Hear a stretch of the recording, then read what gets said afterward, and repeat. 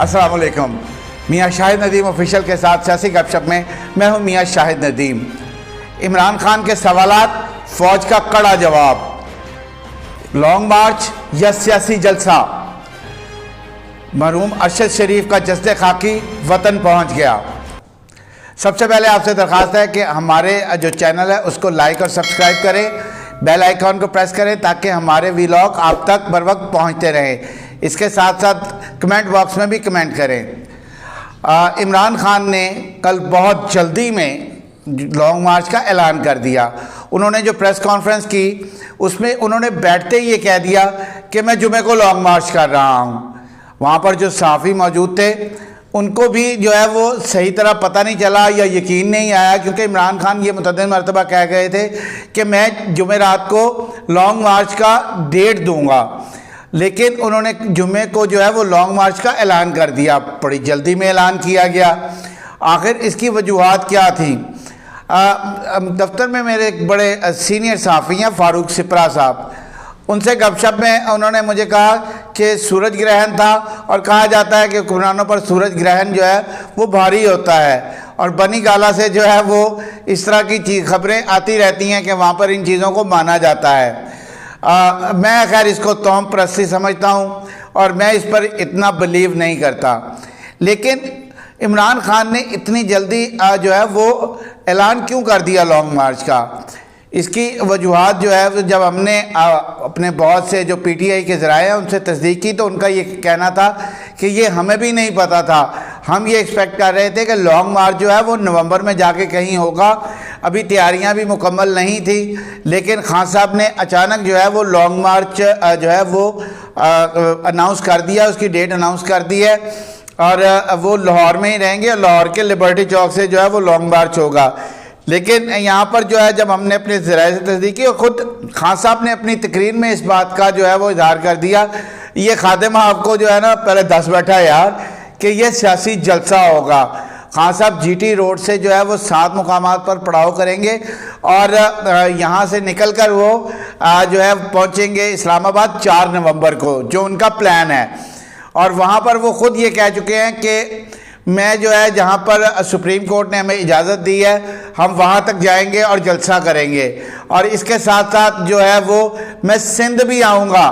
اس کا کیا مطلب ہے کہ وہ سندھ بھی ایک لانگ مارچ لے کر جائیں گے، وہاں پر بھی سیاسی جلسہ کریں گے.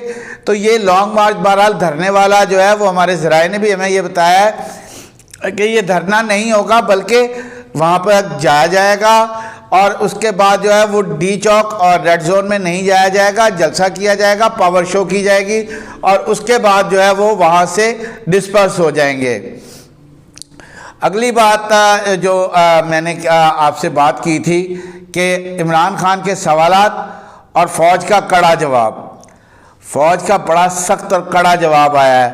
خان صاحب نے پشاور میں خطاب کرتے ہوئے بہت سارے سوالات اٹھائے تھے مرحوم ارشد شریف کے متعلق، اور انہوں نے کہا تھا کہ میں یہ کہہ رہا ہوں کہ یہ ٹارگٹ کلنگ ہے. میں نے اس سے قبل بھی سیاسی گپ شپ کے پلیٹ فارم سے یہ کہا تھا کہ خدا را اس معاملے کو سیاست میں مت گھسیٹیں، اس پر جو ہے وہ سیاست مت کریں، کیونکہ یہ ہم صحافیوں کے قبیلے کا ایک صحافی گیا ہے، دل ہمارے بوجھل ہے، آپ اس پر سیاست مت کریں. لیکن انہوں نے کہا کہ مجھے پتہ چلا تھا کہ دھمکیاں دی جا رہی ہیں، میں نے انہیں کہا کہ آپ ملک سے باہر چلے جائیں. اس کے بعد D G I S P R کا بڑا سخت بیان اس حوالے سے سامنے آیا. انہوں نے کہا کہ ادارے پر جو ہے وہ بے بنیاد الزامات لگائے جا رہے ہیں. ہم نے حکومت کو بھی خط لکھ دیا ہے کہ اس پر جو ہے وہ تحقیقات کریں اور قانونی کارروائی ہونی چاہیے جو غلط اور بے بنیاد الزامات لگا رہے ہیں. ہماری ملک ہماری سرحدوں کی ضامن ہے، اور ہماری ملک کی جو فوج ہے اس پر اس طرح کیچڑ اچھالنا یہ ناقابل برداشت ہے. اور ویسے جو اہل یوتھ ہے، میں اب اور کیا کہہ سکتا ہوں، اہل یوتھ ہے کہ بیسیکلی جو ہے وہ عمران خان صاحب جو کہتے ہیں وہ اس کو مان لیتے ہیں، اور اس کے بعد سوشل میڈیا پر ایک طوفان بدتمیزی شروع ہو جاتا ہے. اور اس حوالے سے بھی ایک طوفان بدتمیزی شروع ہو چکا تھا. اور D G I S P R نے مختلف چینلز پر بات کرتے ہوئے یہ بھی کہا کہ بینیفیشری کون ہے یہ بھی دیکھنا ہے، اس سے کون فائدہ اٹھا رہا ہے، اور کس نے ان کو جانے پر مجبور کیا؟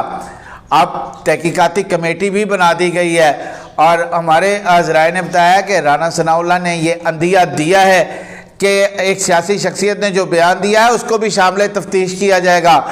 اگر ان کو پتہ تھا تو انہوں نے خیبر پختونخوا میں کیوں نہیں انکوائری شروع کروائی؟ وہاں پر تو ان کی اپنی حکومت ہے، پنجاب میں ان کی اپنی حکومت ہے، وہ وہاں پر بھی اس کو ٹھہرا سکتے تھے۔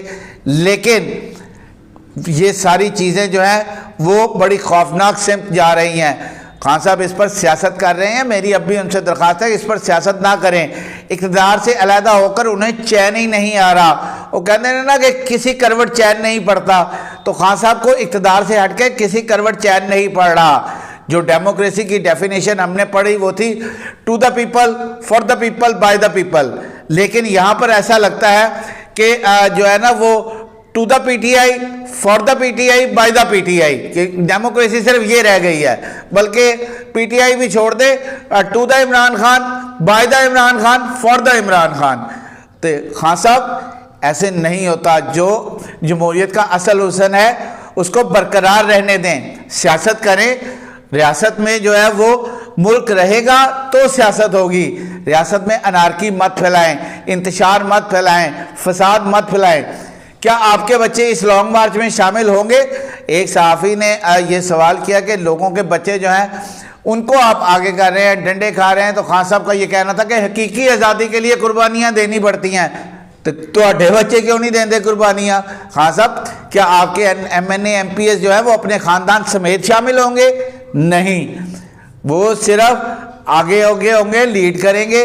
اور یہ واقعہ تو ہم نے دیکھا ہوا ہے کہ اس سے پہلے جب آپ نے 126 دن کا دھرنا دیا تھا اور اس وقت بھی شاہ محمود قریشی اور اسد عمر جو ہے ان کے پیچھے ایک کارکن کو جو ہے وہ پولیس پکڑ کر لے کے جا رہی تھی، وہ اس کو چھڑانے کی بجائے میڈیا سے گفتگو کرنے میں مصروف تھے، پیچھے دیکھا اور ایک شان بے نیازی سے منہ موڑ لیا۔ تو سر یہ ایسا مت کرے، سیاست کرے، ڈو دا پالیٹکس، آپ کو کوئی منع نہیں کرتا، آپ کریں، لیکن ہم آپ کو یہ اطلاع دیتے چلیں کہ بہرحال یہ لانگ مارچ چلے گا، لیکن یہ وہاں جا کر اسلام آباد رکے گا نہیں، سیاسی جلسہ ہوگا اور اس کے بعد یہ ڈسپرس ہو جائیں گے۔ اور فوج نے جو کڑے جوابات دیے ہیں وہ بہت نشاندہی کر رہے ہیں خوفناک مرحلے کی، اور اب یہ پتہ کیا جائے گا کہ یہ کھرا کہاں تک جاتا ہے، اور اس حوالے سے جو ہے وہ پھر سب کو جوابات کے لیے تیار رہنا چاہیے، کیونکہ ایسے سوال ہی مت اٹھائیں جن کے جوابات آپ کے پاس نہ ہوں، اور جب آپ سے مانگے جائیں تو آپ کو مشکل ہو۔ آگے چلیں، آج پھر ایک جو ہے وہ بوجھل دن تھا، کیونکہ وہ یہاں سے بولتا ہوا گیا تھا اور چپ واپس آیا۔ ارشد شریف مرحوم صحافی ایک نامور صحافی تھا، بڑا صحافی تھا، جب بھی اس کی بات کرتا ہوں دل خون کی آنسو روتا ہے کہ اس کے تجزیات سے شاید مجھے بھی اختلافات رہے ہوں اور میں اختلاف کرتا ہوں، لیکن اس کے ایک بڑے صحافی ہونے میں کوئی دو رائے نہیں، اس سے کوئی اختلاف نہیں کر سکتا۔